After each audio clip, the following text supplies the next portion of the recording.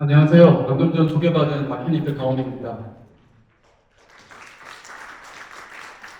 마케니크는 2011년에 설립돼서 유통 데이터, 컨설팅, 그다음에 생활 서비스까지 다양한 서비스를 하고 있습니다.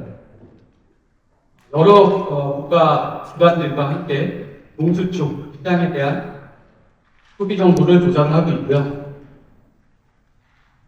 오늘 설명드릴 데이터들은 저희가 대형마트, 체인 슈퍼, 편의점 같은 곳들로부터 입수한 포스 데이터, 그리고 데스크 리서치, 플러스 저희가 이제 패널이 있다고 말씀드렸는데 약 한 70만 명 정도의 패널이 있습니다.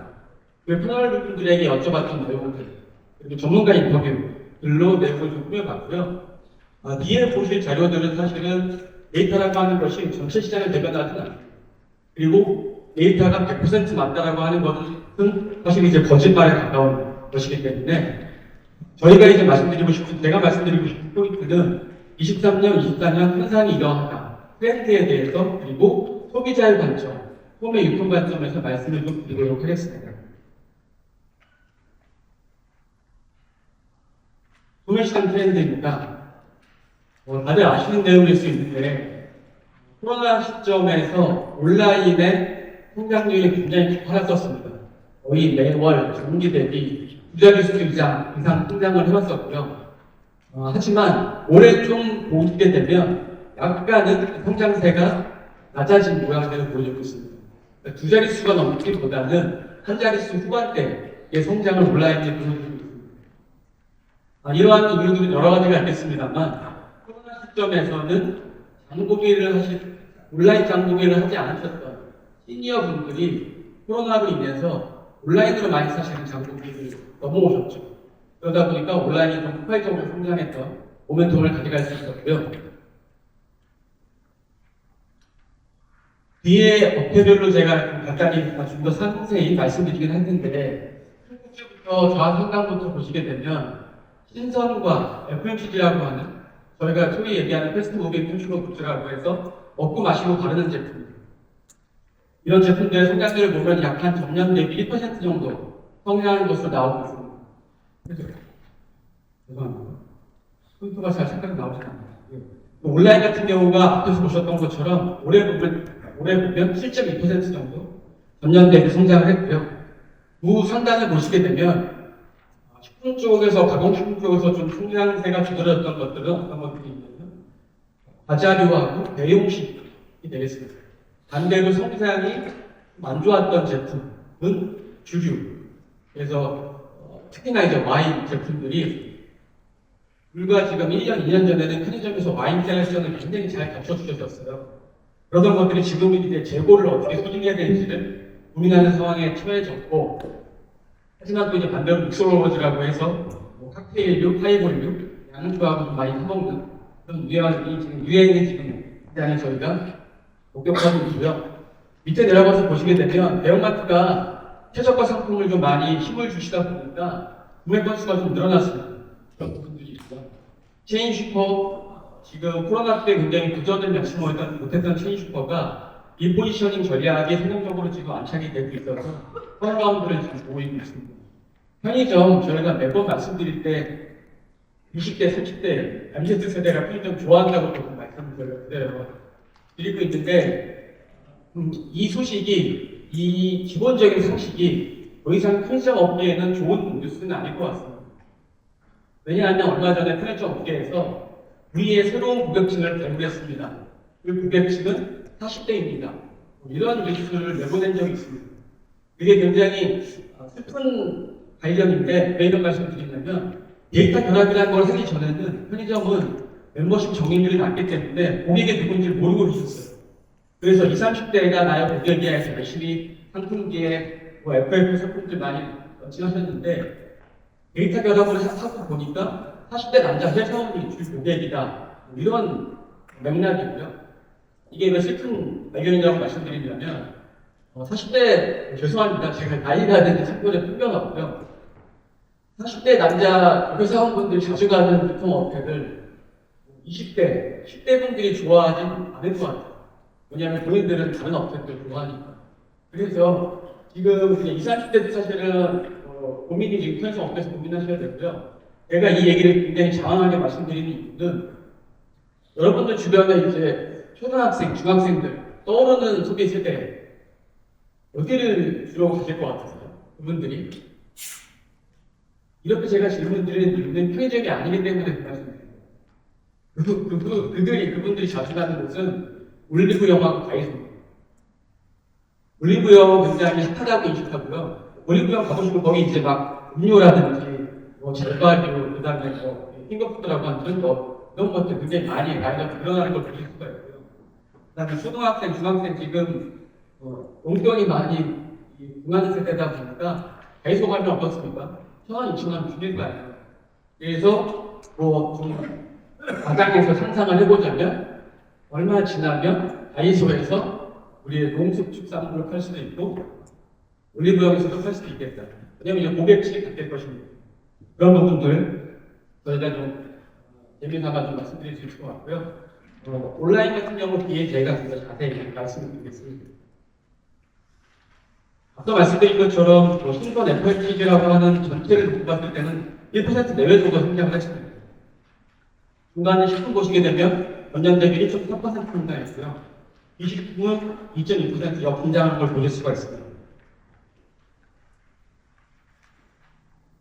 왼쪽 보시면 주요 업종별, 업체별 전년 동기 대비 성장률을 보여드리고 있습니다. 눈에 띄는 것은 일반 슈퍼입니다. 역성장했죠.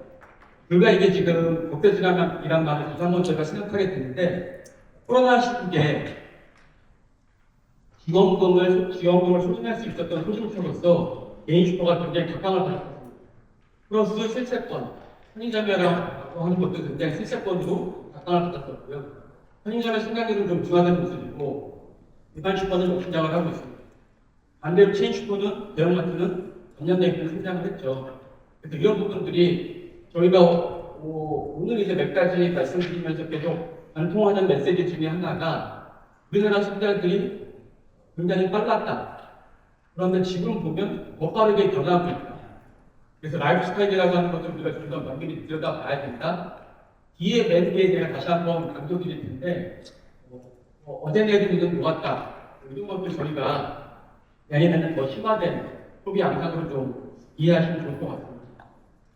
축을 보시게 되면 성장률과 이 카테고리별 제품 사이즈를 보여드리고 있어요. 앞서 말씀드린 것처럼 대과류, 대용식 성장을 했습니다. 반대로 주류가 지금 특히 이제 와인 같은 경우가 고전의 면치 못한다고 말씀드렸습니다. 앞서 보셨던 장표랑 굉장히 유사한 장표인데요. 왼쪽을 보시게 되면 금청색 색깔의 분이 사실 가공식품입니다.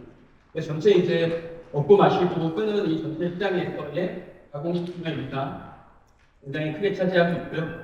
오른쪽 보시게 되면 주요 카테고리별 사이즈가 나오게 됩니다. 사이즈하고 성장률, 그리고 내가 이제 빨간색으로 마킹한 것은 오늘 이제 저희가 좀 더 관심 있어 하실 수 있는 공국이라든지 계란이라든지 콩나물, 시장 흐름세를 보여드리고 있습니다. 대화 대용식 주류 말씀드렸어요. 대화 같은 경우에는 레트로 제과, 옛날에 저희 향수를 작업했던 상품들이 여기에 각광을 받았고요. 대용식은 다양한 유통 채널에서 공격적으로 간편식에 대한 취급과 판매가 늘어남으로 인해서 성장을 이어갔습니다. 그리고 인플레이션 저희가 말씀 안 드릴 수가 없는데 인플레이션의 시대에 저희가 살다 보니까 산테크라고 해가지고 대용식에 대한 것들을 필요가 늘고 있습니다. 과일인지 말씀드렸던 부분이고요. 대용식, 간편식 이런 말씀 드렸고 저희가 이제 패널이 있다고 말씀드렸는데 소비자들한테도 여쭤봤어요. 소비를 얼마큼 지금 어떤 카테고리별로 얼마큼 하고 계시냐, 늘렸는지 줄였는지 매 단순히 보시게 되면 증가라고 제가 표시를 해놨는데 공통적으로 가정간편식, 방류, 냉장 가공식품의 소비를 늘렸다라고 대답을 하고 있습니다. 중간에 유지하는 것들이 비가공 농축산물, 그리고 항공 가공식품 이런 것들, 식재료들은 그냥 다른 그냥 소비 그런 대로 하고 있어요. 근데 반대로 아까 말씀드린 것처럼 증가했다는 것들이 명확하게 굉장히 공통된 소비 성향과 소비 인식이 같이 하는 결과를 보여주고 있습니다. 이렇게 성장하는 제품들은 모노프를 가리지 않는다. 맨 왼쪽을 보시게 되면 같은 제품을 제가 박스에 쳐놨습니다. 똑같은 질문을 드렸을 때 나는 이 상품들 많이 지금 구매하고 있고 온라인에서도 구매를 하고 있고 오프라인에서도 구매하고 있다. 그렇겠죠, 당연히 대표적인 제품들에 대한 수요는. 그리고 중간에 보시게 되면 이 농축산 비가공 농축산물 같은 경우는 온라인 쪽으로 좀 더 많이 늘려나가고 있다. 이런 생각을 해주셨습니다. 그래서 공통된 스탠스, 다양성을 보여주고 있고요. 이제 좀 더 업계별로 저희가 말씀드려보도록 하겠습니다. 대형마트, 지금 그동안의 대형마트는 해점, 내지는 점포 매각 위주로 좀 진행이 있었습니다. 그랬던 것들이 오프라인 내에서의 경쟁력을 재확보하는 쪽으로 방향이 선정되고 있고요. 그런 것들이 점포의 기원, 예를 들자면 롯데마트의 슈퍼플라스 내지는 우리 이마트도 지금 내년에는 5개점을 수정한다라고 공표를 한 바 있습니다. 오른쪽 2번을 보시게 되면 TV 상품 말씀드리게 되는데 TV가 오늘 하기틀의 얘기냐 이런 말씀을 할 수가 있는데 여기서 저희가 주목하고 싶은 시사점은 E+라는 예전 TV 1세대의 브랜드가 다시 지금 시장에 나왔다. 이 얘기는 뭐냐면 MB보다 TV가 보통 상대적으로는 저가인데 그 중에서 사실은 TV마다 브랜드마다 역할이 나눠져 있죠. 미드엔드, 하이엔드. 근데 이제 로그의 시대에 E+를 지금 다시 들고 나왔다는 것은 그만큼 경기가 어렵고 지금 경기가 어려운 이 시대에 소저가를 선호하는 소비자들을 만나주겠다. 그렇게 저희가 읽을 수 있을 것 같고요. 그 다음에 사전 같은 경우에 멤버십이 있는데 지금 이제 이커머스 쪽의 멤버십과 전통적인 오프라인의 멤버십이 고객에게 주는 보상, 베네핏이 어떻게 차이가 날지 그런 부분들은 저희가 생각을 해봐야 될 부분이라고 보고 이커머스 쪽에서 다시 한 번 더 말씀드리겠습니다. 오른쪽 4번은 코로나 이후에 사실 이제 코로나 이후 여러 가지 이유가 있겠습니다만 기본적으로 좀 영업시간이 좀 단축된다든지 마감 세일이 좀 더 일찍 진행된다든지 하는 현상 변화가 있습니다. 편의점 1번 보시게 되면 FF라고 하는 것은 이제 식품을 의미하는 보통 이제 김밥, 샌드위치, 도시락 같은 것들을 편의점 업계에서는 FF라고 부르는데 이 FF를 좀 더 힘을 주겠다. 그리고 이제 런치플레이션이라고 제가 표현을 했는데 요즘 인플레이션의 시대에 살다 보니까 앞에 두 글자 붙여가지고 인플레이션이 되게 돼 있죠. 그래서 런치플레이션이라고 하면 기간비 알바진, 학생, 그다음에 이제 회사원들 점심을 편의점에 FF로 때려보겠다. 그걸 도와주겠다. 그렇기 때문에 우리가 지금 상품 전략이라든지 상품 기획의 흐름을 보게 되면 이런 부분들도 좀 분명히 보셔야 될 것 같고요. 편의점은 업계 특성상 무인화가 상대적으로 접근성이 좋습니다. 대형마트 당연히 어렵죠. 체인슈퍼, 개인슈퍼 어려운데 편의점 같은 경우는 2022년에 지금 약 한 3,300개 정도가 완전 무인화 혹은 세미 무인화 확보가 됐다. 그리고 마이크로 풀플먼트, 그러니까 진짜 DC 거점형 물류가 아니고 시내 곳곳에 물류센터 거점 물류로 역할을 해냈다.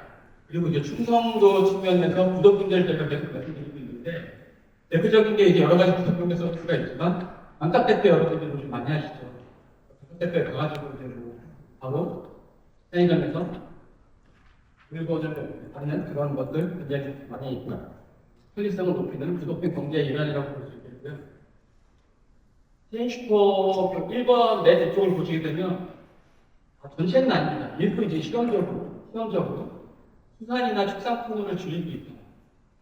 그런 것들이 이제 포장형, 소규모 포장 이렇게 지금 바뀌는 거죠. 그래서 저희가 예를 들면 수산품이 없어지면 어떻게 하는 거 아니냐 뭐 이런 거.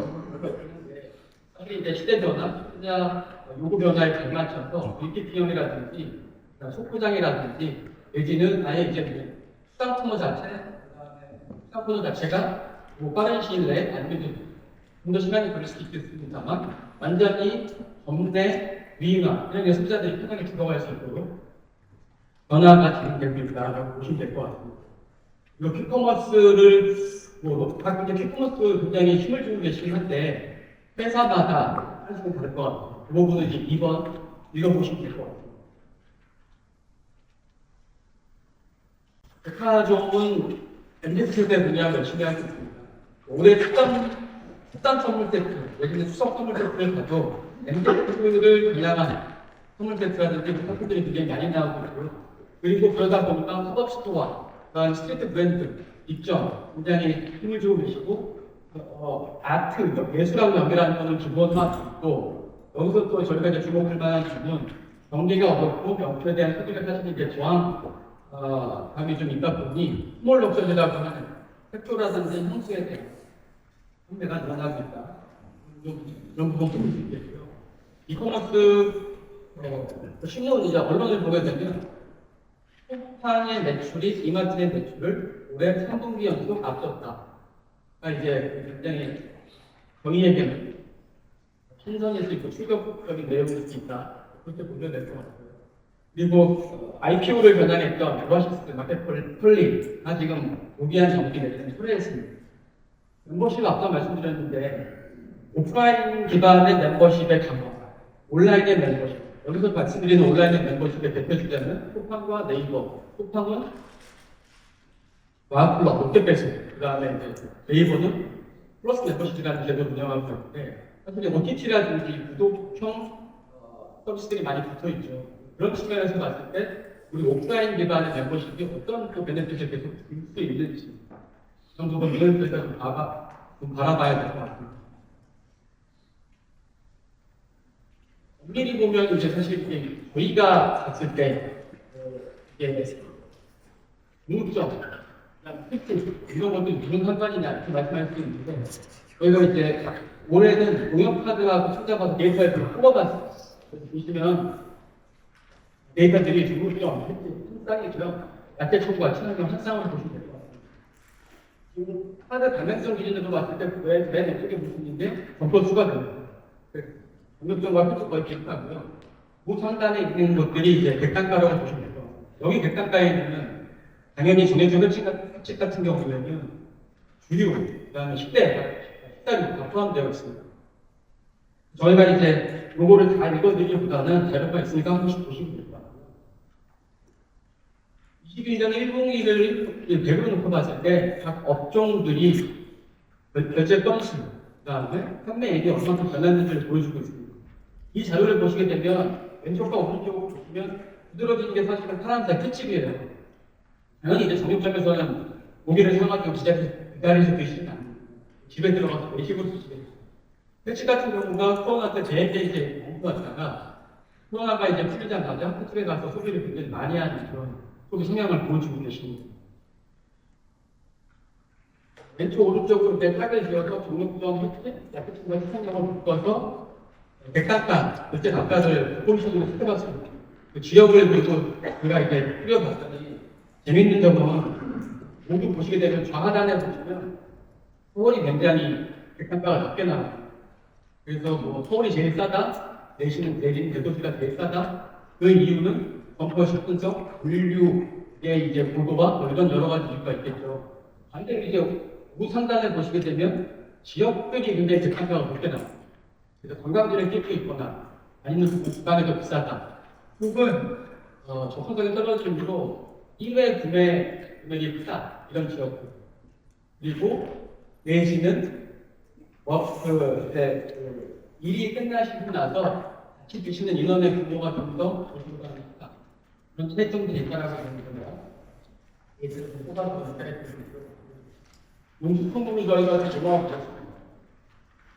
4개로 나누면 양봉, 농수, 수산, 축산, 수산까지 비교해보면 맨 2위가 축산입니다. 축산의 비중은 계속 늘어나고 있고요. 반대로 지금 밀리에서 그때서 두 번째 농산이라고 하는 농산이 20년에 45%, 23년 44.6% 줄고 있는 것을 볼 수가 있습니다.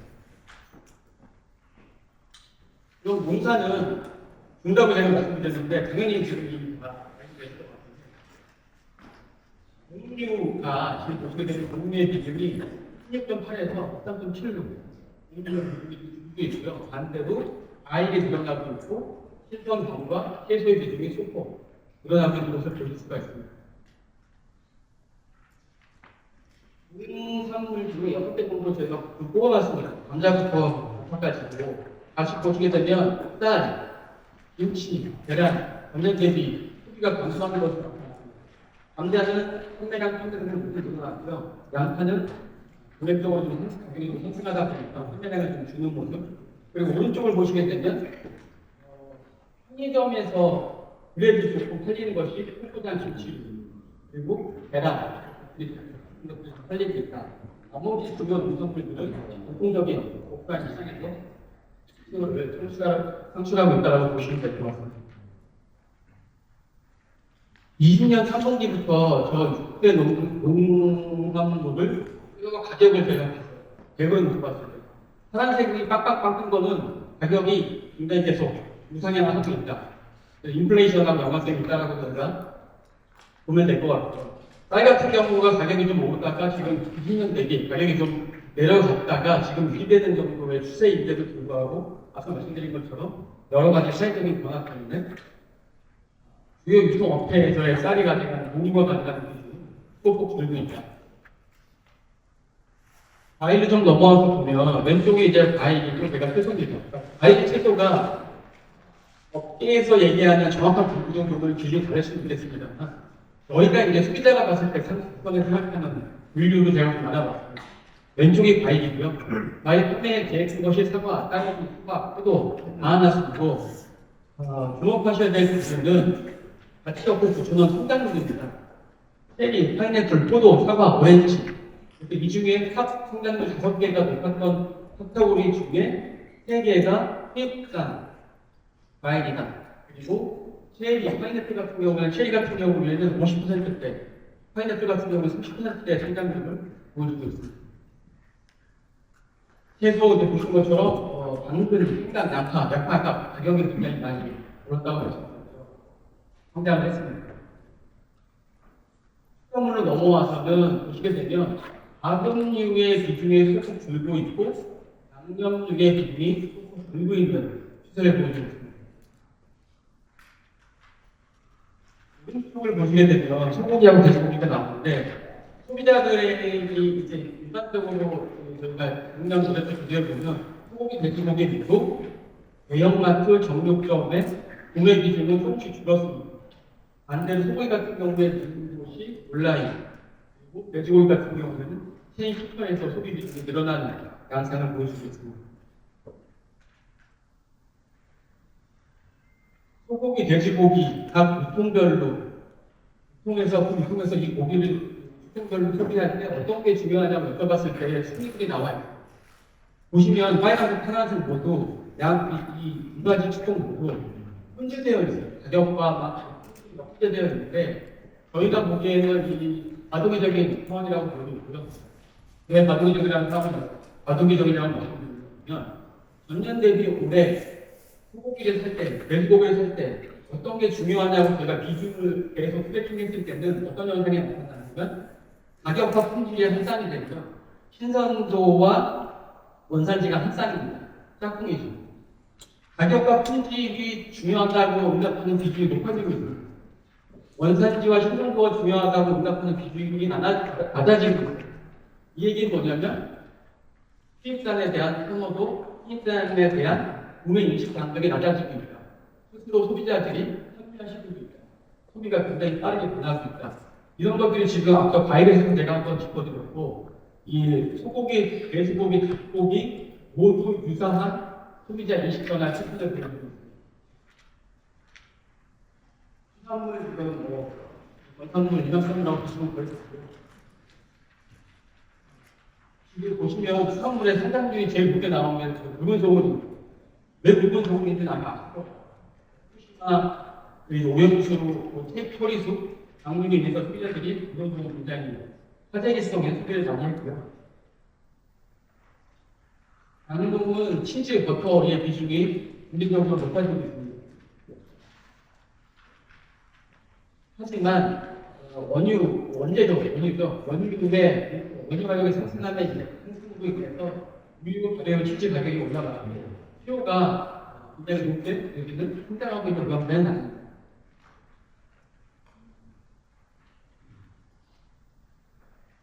앞에 오셨던 것들을 저희가 다시 한번 과거 통화를 높은 영상을 풀 때 보시는 거와 같이, 보시는 거와 같이 거의 그 모든 인플레이션은 저희가 일상화 됐거든요. 앞에 현상으로 보여드리고 있고, 제가 이제 작년에 시간을 써가지고 올해는 굉장히 빨리 진행해서 열심히 하다 보니까 시간이 좀 남았는데 이 부분을 좀 더 말씀을 좀 드리도록 하겠습니다. 작년에 제가 이야기해서 20학년의 이 키워드는 시소라고 말씀드렸어요. 그 시소가 슈퍼 컨비니언스, 인플레이션, 스위칭, 오승이었습니다. 올해는 제가 다른 키워드들을 많이 좀 만들어 뽑아보려고 했는데 시장을 올해 지금 내년까지 압도할 만한 키워드들이 여러 가지 있을 겁니다. 특히 그리고 이제 정부에서도 많은 규제에 대한 노력들을 하고 계시기 때문에 예를 들면 내년에는 정말 식육 자동 판매기 이런 설치 허용이라든지 온라인 판매에 대한 온라인 판매에 대한 여러 가지 혁신적인 것들이 있겠습니다만 소비자 유통 관점에서 봤을 때 제가 올해 다시 한번 이 주제에 대한 것들을 말씀 안 드릴 수가 없겠다 싶어서 말씀드리는 거고요. 인플레이션 전반적인 물가 상승 압박이 있습니다. 아까 런스플레이션 말씀드렸죠. 이건 에그리컬처 플러스 인플레이션. 계란, 에그 플러스 인플레이션. 자유롭지 않습니다. 한 깍두기라고 말씀드렸는데 원산지 신분도 같이 가고요. 가격 편입 같이 가고 있습니다. 이런 것들이 소비자에게 소비 인식을 굉장히 크게 변화시키고 있습니다. 그러다 보니까 우리 지금 제가 다시 한번 말씀드릴 수밖에 없습니다. 이게 사실은 닭이냐 달걀이냐일 것 같아요. 가처분 소득이 위협받으니까 가격 공지를 이동하는 것이냐, 아니면 가격 공지를 선호하게 가격 공지를 많이 생각하시다가 그 제품 사고 나서 나는 외국산 괜찮아, 외국산 뭐가 어떤데 라고 이제 인식 변화를 하시는 건지 우리가 좀 더 지켜봐야 되는데 수입 과잉, 그 다음에 미국산 소갈비, 캐나다산 메이지 삼겹살 굉장히 올해 수요가 폭발적으로 늘어났습니다. 제가 그 부분 좀 염두하셔야 될 것 같고요. 프로즌, 냉동식품에 대한 말씀을 좀 드리겠습니다. 제가 여기서 말씀드리진 않지만 저희 데이터로는 대형마트 슈퍼 이런 데서 팔리는 냉동식품류가 전년 대비 10% 성장했습니다. 곱창찌개 56% 성장했고요.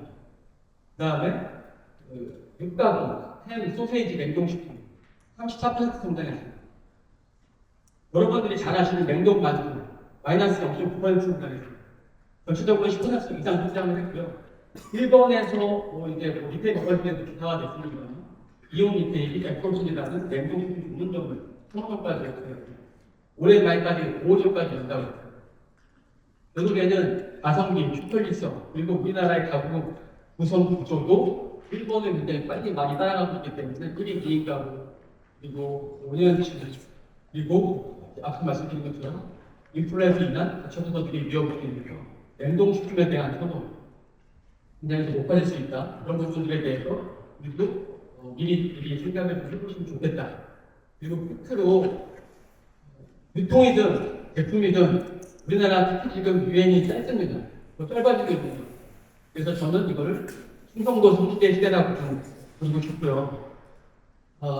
2013년에 우리나라 신생아수가 44만 명이었습니다. 그리고 2022년에 불과 10년 정도 돼서 신생아수가 25만 명으로 줄었습니다. 불과 10년 사이에 신생아수가 19만 명이 줄었고요. 42%가 줄게 이미 굉장히 심각하고 지금 우리에게 닥친 문제죠. 그로 인해서 서퍼실버에서 메리트먼 세대 분들이 은퇴해서 시간적, 경제적 여유가 있고 디지털 기술이 잘 다루는 서퍼실버를 저희가 어떻게 좀 잘 소비자로 생각해서 만들고 싶을 것입니다. 예지는 앞서 말씀드린 것처럼 다이소, MZ세대는 되게 중요하고요. 지금 이제 다이소하고 올리브영에 완성하는 제너레이션 젠지, 알파 세대까지 저희가 인구 구조적인 측면, 소비 변화 측면에서 피하는 바가 있을 거고 내년에 이런 부분들이 더 빠르게 변하는 변화들이 뭐 느려지지는 않을 것 같다. 라는 말씀을 끝으로 제 오늘 발표를 마치겠습니다. 감사합니다.